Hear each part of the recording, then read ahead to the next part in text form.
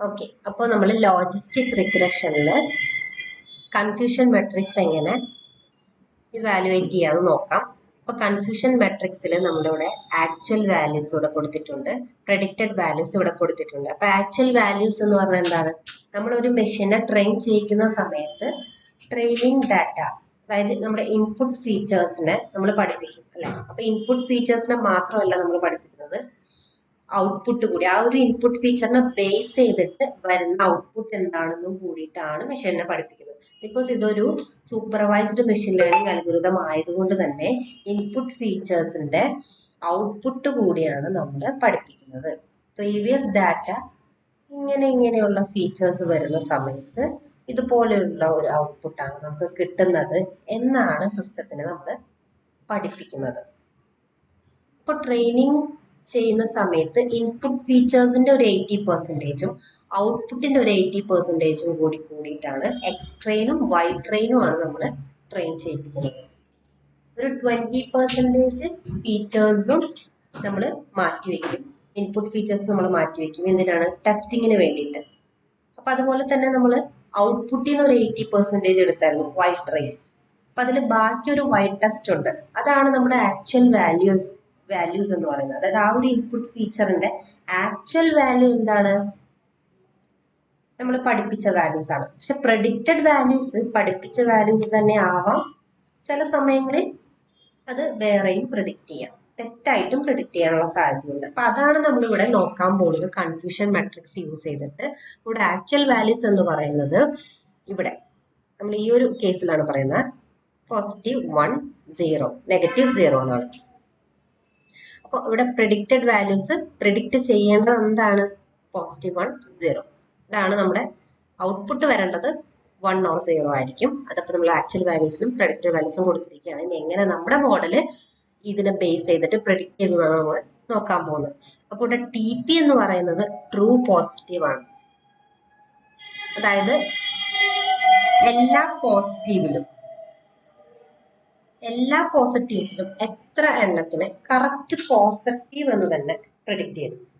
എല്ലാ പോസിറ്റീവ്സിലും, അതായത് actual value positive ആയത്, ശരിക്കും നമ്മൾ പഠിപ്പിച്ച ഡാറ്റയിൽ ശരിക്കും പോസിറ്റീവായ കേസസ് എത്ര എണ്ണം മെഷീൻ കറക്റ്റ് പോസിറ്റീവ് എന്ന് തന്നെ പ്രെഡിക്റ്റ് ചെയ്തു, അതാണ് TP എന്ന് പറയുന്നത്.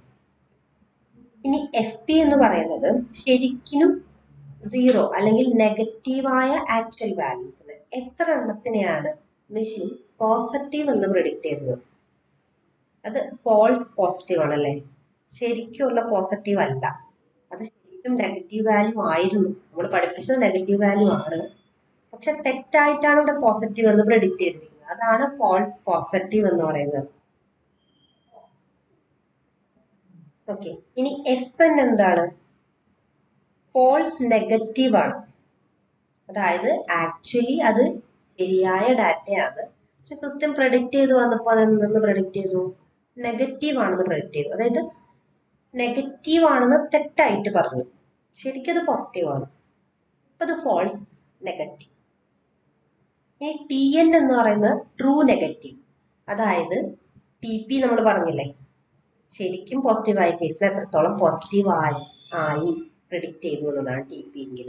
ശരിക്കും നെഗറ്റീവായ കേസസിനെ നെഗറ്റീവ് എന്ന് തന്നെ പ്രെഡിക്റ്റ് ചെയ്ത കേസിനെയാണ് TN എന്ന് പറയുന്നത്. അപ്പൊ നമ്മുടെ ഈ ഒരു മോഡലിനെ നമ്മൾ കൺഫ്യൂഷൻ മെട്രിക്സ് വെച്ച് ഇവാലുവേറ്റ് ചെയ്യുമ്പോൾ ഇങ്ങനെ ഡയഗണലി നമ്മളൊരു ഇങ്ങനെ വരച്ചാല് ഈ ഒരു TP + TN എന്ന് പറയുന്നതാണ് നമ്മുടെ കറക്റ്റ് പ്രിഡിക്ഷൻ എന്ന് പറയുന്നത്. ഇത് എല്ലാ പോസിറ്റീവ്സിനെയും, ആക്ച്വലി പോസിറ്റീവായ കേസിനെ പോസിറ്റീവ് എന്ന് പറഞ്ഞത്, അതായത് കറക്റ്റ് പോസിറ്റീവ് എന്ന് പറഞ്ഞതും നെഗറ്റീവ്സിനെ കറക്റ്റ് നെഗറ്റീവ് എന്ന് പറയുന്നതിന് സമ്മെടുത്ത എത്ര എണ്ണം ആ ഒരു മോഡൽ കറക്റ്റ് ആയിട്ട് പ്രെഡിക്റ്റ് ചെയ്യുന്നത് നമുക്ക് മനസ്സിലാക്കാൻ സാധിക്കും. അതുപോലെ FP എന്ന സ്കോർ എടുത്തു കഴിഞ്ഞാൽ ശരിക്കും നെഗറ്റീവായ കേസിൽ എത്ര എണ്ണം മെഷീൻ പോസിറ്റീവ് എന്ന് പറയുന്നുണ്ട്, നെഗറ്റീവ് കേസിന് എത്ര എണ്ണത്തിന് അങ്ങനെ പറയുന്നുണ്ട്. അതുപോലെ ശരിക്കും നെഗറ്റീവ് ആയതിന് എത്ര എണ്ണത്തിന് പോസിറ്റീവ് എന്ന് പറയുന്നു, എത്ര പോസിറ്റീവ് ആയതിന് എത്ര എണ്ണത്തിന് നെഗറ്റീവായിട്ട് പറയുന്നു, ശരിക്കും പോസിറ്റീവായ കേസിൽ എത്ര എണ്ണത്തിന് നെഗറ്റീവായിട്ട് പറയുന്നു എന്നുള്ളതാണ് FN എന്ന